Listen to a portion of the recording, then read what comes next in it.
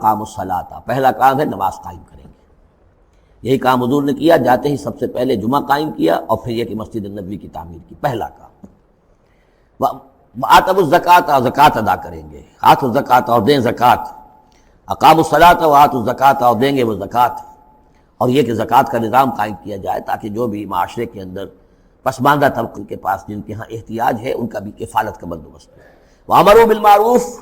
اور وہ نیکی کا حکم دیں گے، ونہوا عن المنکر، اور بدی سے روکیں گے، وللہ عاقبۃ الامور، اور تمام معاملات کا بالکل آخری انجام تو ہے تو وہ تو ظاہر ہے کہ اللہ ہی کے ہاتھ میں ہے، اللہ کے قبضہ قدرت میں ہے۔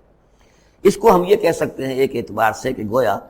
یہ نبی اکرم صلی اللہ علیہ وسلم کا مینیفیسٹو تھا۔ مینیفیسٹو ایک تو ہمارا آج کا تصور ہے کہ انتخابات میں جو پارٹیاں حصہ لیتی ہیں وہ اپنا اپنا پروگرام دیتی ہیں، لیکن اس سے علیحدہ کر دیجئے۔ لیکن چونکہ حضور، اگر یہ روایت صحیح ہے کہ یہ آیات نازل ہوئی ہیں جبکہ حضور تشریف لے جا رہے ہیں مکے سے مدینے کی طرف ہجرت کے سفر پر، تو اللہ کے علم میں ہے کہ اب آپ کا جو وہاں داخلہ ہونے والا ہے وہ تو ہوگا ایک بے تاج بادشاہ کی حیثیت سے، جاتے ہی آپ کو وہاں اللہ تعالیٰ کی طرف سے اختیار اور اقتدار مل جائے گا۔ تو جب یہ صورت ہوگی تو کیا کریں گے، ان کی پرائرٹیز کیا ہوں گی؟ تو جیسے کہ جب باتیں کہا کرتی ہیں کہ ہماری حکومت بنے گی تو ہم یہ کریں گے، تو گویا کہ یہ ہے وہ ہمیشہ کے لیے اہل ایمان کا جو سمجھیے کہ اللہ تعالیٰ کی طرف سے دیا ہوا ان کا مینیفیسٹو ہے۔ الذین ان مکناہم فی الارض اقاموا الصلاۃ وآتوا الزکوٰۃ وامروا بالمعروف ونہوا عن المنکر وللہ عاقبۃ الامور۔ یہ آیات خاص ہیں۔ اب دیکھیے پھر وہی جو مکی صورتوں کا مضمون ہوتا ہے بالکل انداز جو ہے وہ بدل جائے گا۔ یہ آیات ہیں اثناء سفر ہجرت کی، یا ہو سکتا ہے کہ مدینہ پہنچ کر نازل ہوئی ہوں، لیکن یہ مکی صورت میں رکھ دی گئی ہیں مناسبت کے اعتبار سے کہ جہاں حج کے یہ افعال بیان ہو رہے ہیں، مناسک حج، اس کے ساتھ ہی ان کو شامل کر دیا گیا۔ اب وہی جو عام مکی مضامین ہیں مکی صورتوں کے وہ شروع ہو جائیں گے۔ وَإِن يُكَذِّبُوكَ فَقَدْ كَذَّبَتْ قَبْلَهُمْ قَوْمُ نُوحٍ وَعَادٌ وَثَمُودُ۔ اور اے نبی اگر یہ آپ کو جھٹلا رہے ہیں تو آپ سے پہلے بھی جھٹلایا ہے قوم نوح نے، قوم عاد نے، قوم ثمود نے، قوم ابراہیم و قوم لوط، ابراہیم کی قوم نے اور لوط کی قوم نے، واصحاب مدین، اور مدین والوں نے، وکذب موسیٰ، اور موسیٰ کی بھی تکذیب کی گئی تھی، فاملیت للکافرین، تو میں نے کافروں کو کچھ ڈھیل دی، مہلت دی، ان کی رسی دراز کی، ثم اخذتہم، پھر میں نے ان کو پکڑ لیا، فکیف کان نکیر، تو میری پکڑ کیسی رہی، کیا حشر ہوا قوم نوح کا اور قوم ہود اور قوم صالح کا۔ ان تمام اقوام کے جو حالات ہیں وہ قرآن مجید میں بار بار آ چکے ہیں۔ فَكَأَيٍّ مِّن قَرْيَةٍ أَهْلَكْنَاهَا، تو کتنی ہی ایسی بستیاں ہیں، آبادیاں ہیں جن کو ہم نے ہلاک کیا، وَهِيَ ظَالِمَةٌ، اور ہلاک یوں ہی نہیں کر دیا، وہ ظالم تھی، گناہ گار تھی، ان میں گناہ اتنا پھیل گیا تھا، شرک اور کفر کا اتنا دورہ ہو گیا تھا کہ گویا کہ وہ ایسے ہی تھا جیسے انسانی جسم کا کوئی حصہ اگر گل جائے تو اس کو کاٹ دینے ہی میں عافیت ہے، ورنہ پورے جسم کے لیے وہ چیز جو ہے وہ مضر ہوگی۔ ایمپوٹیشن ہو جاتی ہے، ہاتھ کا، آرم کا ایمپوٹیشن ہو گیا، پیر کا ایمپوٹیشن کر دیا گیا کہ اتنا گل سڑ گیا ہے کہ یہاں سے متعفن مواد جو ہے اگر خون میں جذب ہو کر پورے جسم میں جائے گا تو پوری جان جو ہے اس کی ہلاکت کا اندیشہ ہے۔ تو اللہ تعالیٰ اسی طریقے سے ان بستیوں کو کہ جو اس طریقے سے گندگی کا اور برائی کا اور معصیت کا اور سیئات کا مرکز بن چکی ہوں اور وہ پھوڑا بن چکی ہوں، پھر ان کے لیے یہی اللہ تعالیٰ کی طرف سے سرجیکل آپریشن ہوتا رہا ہے۔ فَكَأَيٍّ مِّن قَرْيَةٍ أَهْلَكْنَاهَا فَهِيَ ظَالِمَةٌ فَهِيَ خَاوِيَةٌ عَلَىٰ عُرُوشِهَا، وہ گری پڑی ہوئی ہیں اپنی چھتوں کے بل پر۔ وَبِئْرٍ مُعَطَّلَةٍ، کتنے ہی کنویں ہیں کہ جو بند پڑے ہوئے ہیں، بڑی محنت سے لوگوں نے اپنے اپنے زمانوں میں کھودے ہوں گے، ان سے پانی پینے والے لوگ ہوں گے، یا جمگھٹے رہا کرتے ہوں گے لوگوں کے، اب معطل پڑے ہوئے ہیں۔ وَقَصْرٍ مَشِيدٍ، کتنے ہی محل ہیں جو ان میں بڑی گچکاری کی گئی ہے، بہت انہیں مضبوط بنایا گیا ہے۔ اب جاؤ الحمرا کو دیکھ لو، کبھی مسلمان حکومت کیا کرتے تھے، غرناطہ میں جاؤ اور دیکھو الحمرا محل کیسا ہے، جاؤ اور قرطبہ کی مسجد کو دیکھو کہ جہاں کوئی سجدہ کرنے والا نہیں ہے، کسی کو سجدے کی اجازت نہیں ہے۔ افلم یسیروا فی الارض، تو کیا یہ لوگ زمین میں گھومے پھرے نہیں ہیں، فتکون لہم قلوب یعقلون بہا، تو ہوتے ان کے دل جن سے یہ سمجھتے اور بات کو کی تہ تک پہنچتے۔ یہ جو لفظ قلب کے ساتھ عقل آیا ہے، اب اس کو اچھی طرح سمجھ لیجئے، چونکہ یہ بات میری تو آپ کے سامنے آ چکی ہے کہ میرے نزدیک انسان ایک مرکب وجود کا حامل ہے۔ اس کا ایک وجود حیوانی ہے، خالص حیوانی اور مکمل حیوان اور اعلیٰ ترین حیوان۔ انسان اعلیٰ ترین حیوان ہے، تمام حیوانوں میں سب سے افضل ہے، اور اس میں وہ ساری فیکلٹیز ہیں کہ جو حیوانات میں بھی ہوتی ہیں، لیکن اس کا ایک روحانی وجود ہے، وہ مکمل وجود ہے، انڈیپینڈنٹ ہے، بالکل اس حیوانی وجود سے ایک علیحدہ اور مستقل بذات وجود ہے۔ یہ دونوں کیسے جڑے ہوئے ہیں یہ ہم نہیں جانتے، وہ تو ہمیں یہ بھی معلوم نہیں کہ انسانی جسم میں جان کہاں ہے، کچھ پتہ نہیں۔ کہاں دل میں ہے کہیں ہے تو دل تو بدل دیتے ہیں لوگ، پھر بھی وہ جان تو وہی کی وہی رہتی ہے۔ اب تو جو کچھ ہو رہا ہے آپ کو معلوم ہے، تو جان کہاں ہے، کس چیز سے متعلق، دماغ سے متعلق ہے، دل سے متعلق، کہاں سے متعلق؟ تو لائف ہی کو ہم نہیں جانتے تو لائف سے آگے روح کا تعلق کس طور سے ہے ہم کیا جان سکتے ہیں؟ ہست رب الناس رابا جان الناس، اتصال بے تکیف بے قیاس، یہ متصل ہے، یہ جو روحانی وجود ہے اور حیوانی وجود ہے یہ متصل ہے، ملے ہوئے تو ہیں، لیکن یہ اتصال ایسا ہے بے تکیف بے قیاس، نہ اس کی کیفیت معلوم ہو سکتی ہے نہ اس کو کسی اور چیز پر قیاس کیا جا سکتا ہے، لیکن ہے دو علیحدہ وجود۔ ایک وجود پہلے پیدا کیا گیا تھا، کما خلقناکم اول مرہ، دوسرا وجود اس عالم خلق کے اندر آتا ہے، اور ان میں سے ہر ایک کی، دونوں کی اپنی اپنی عقل ہے۔ روح کی اپنی عقل ہے، روح کی اپنی آنکھ ہے، روح کے اپنے کان ہیں،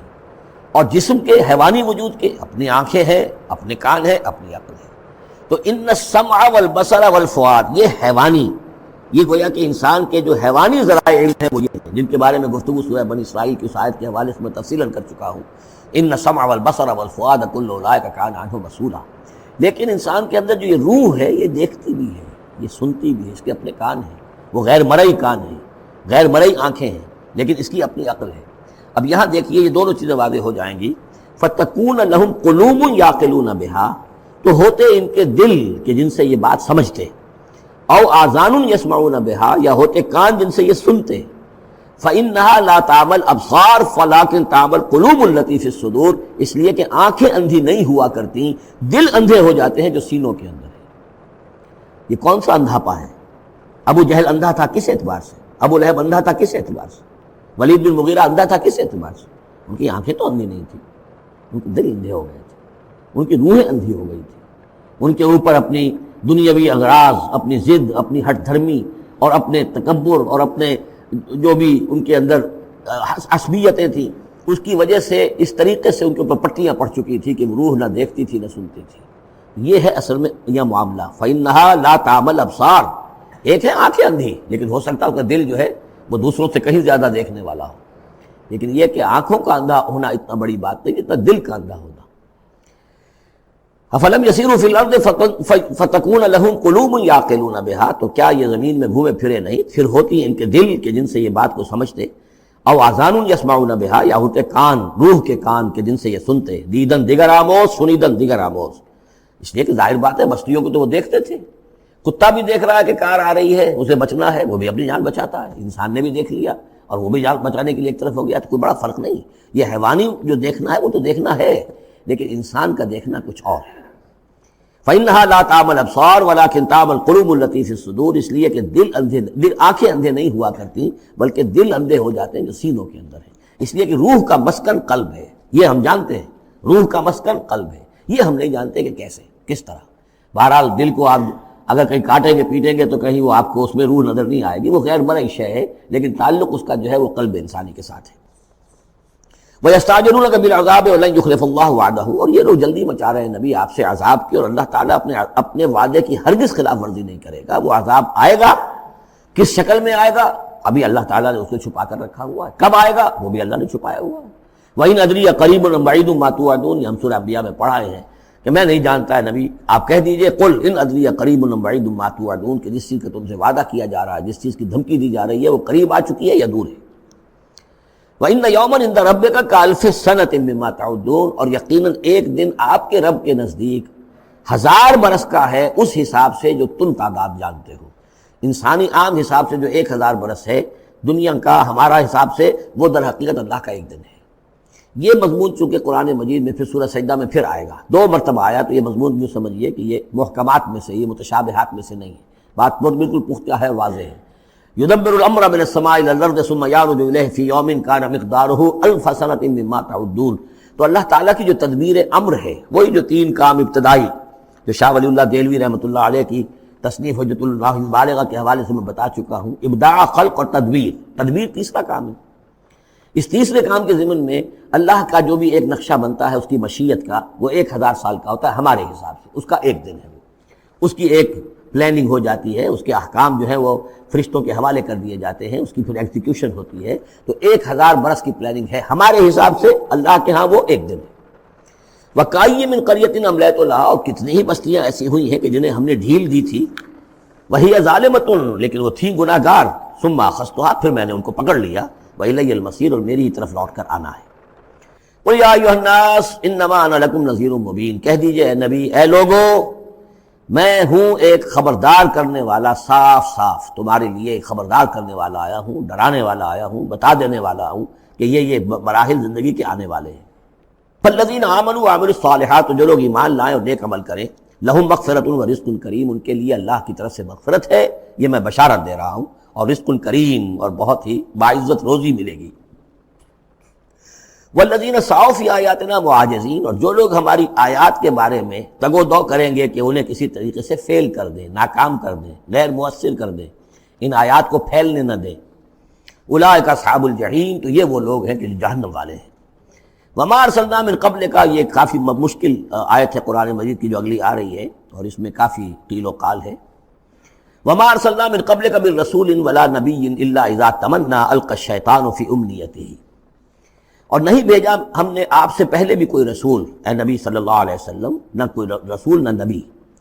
الا اذا تمنا، مگر یہ کہ جب اس نے خود کوئی خیال باندھا، کوئی پلاننگ کی، کوئی نقشہ بنایا اپنے کام کا۔ ایک تو یہ کہ اللہ کی طرف سے ہدایت آ رہی کہ اب یہ کیجئے، اب یہ کیجئے، اب یہ کیجئے، ظاہر بات ہے کہ اس میں تو کسی خطا کا کوئی امکان ہی نہیں، وہی چاہے وہ وحی جلی ہو اور چاہے وحی خفی ہو، نبی کے لیے وحی جلی وحی خفی دونوں محفوظ ہیں۔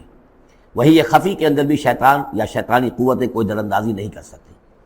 لیکن یہ کہ کبھی ایسا بھی ہوتا ہے کہ وحی کی طرف سے کوئی بات نہیں آئی ہے۔ ظاہر بات ہے کہ یہ نہیں سمجھنا چاہیے کہ نبی کی حیثیت بالکل ایسے ہے جیسے وہ کسی زمانے میں، آج کل تو شاید وہ معاملہ ختم ہو گیا، وہ تار جو جاتے تھے گٹ گل گل گل گٹ گٹ ہو رہی ہے، ادھر سے ہو رہی ہے، ادھر سے وہ جو ہے مشین بول رہی ہے، تو بیچ میں تو مشین ہے، کچھ نہیں ہے۔ تو ایسا نہیں ہے کہ نبی کی اپنی کوئی شخصیت ہی نہ ہو، نبی کی اپنی کوئی سوچ ہی نہ ہو، نبی کی اپنی کوئی پلاننگ ہی نہ ہو۔ یہ تو عام انسان بھی دیکھیے، اگر کوئی آپ کو یہ کہے بس آپ کو تو جو کہا کرتے چلے جاؤ، تو آپ کہیں گے میری شخصیت، میری بھی کوئی سوچ ہے، میری بھی کوئی اس معاملے کے اندر مجھے بھی کوئی رائے جو ہے۔ تو نبی کا معاملہ یہ نہیں ہے کہ بس ہر لحظہ وہ اللہ کا حکم آ رہا ہے، نہیں، بلکہ یہ کہ ان کو ایک حکم دے دیا گیا، اس پر پھر وہ خود بھی سوچتے ہیں۔ تبلیغ کیجئے، جیسے حکم آیا انذر عشیرتک الاقربین، اب اپنے قریبی رشتہ داروں کو خبردار کیجئے۔ اب یہ کام نبی کا تھا کہ آپ نے حضرت علی کو حکم دیا کہ کھانے کا انتظام کرو، اور بنو ہاشم کے تمام مردوں کو آپ نے بلا لیا۔ یہ جو تدبیر ہے یہ محمد الرسول اللہ صلی اللہ علیہ وسلم کی، ان تدبیروں میں ایسا ہو سکتا ہے کہ کسی وقت کوئی خطا ہو جائے، کسی وقت کوئی بات جو ہے غلط بھی ہو جائے، یہ بات چونکہ اس کا ذاتی اجتہاد ہے۔ چنانچہ صحابہ کرام بھی یہ کرتے تھے۔ غزوہ بدر میں حضور نے جہاں حکم دیا تھا کیمپ لگانے کا، تو وہ جا کر بعض صحابہ پہنچ گئے کہ حضور دیکھیے اگر تو یہ وحی کے حکم کے تحت ہے، جو اللہ کا حکم ہے کہ یہاں کیمپ ہمارا ہونا چاہیے، سر تسلیم خم ہے۔ اگر یہ آپ کی ذاتی رائے ہے تو پھر ذرا اگر آپ اجازت دیں تو ہم کچھ اپنی رائے بھی پیش کریں۔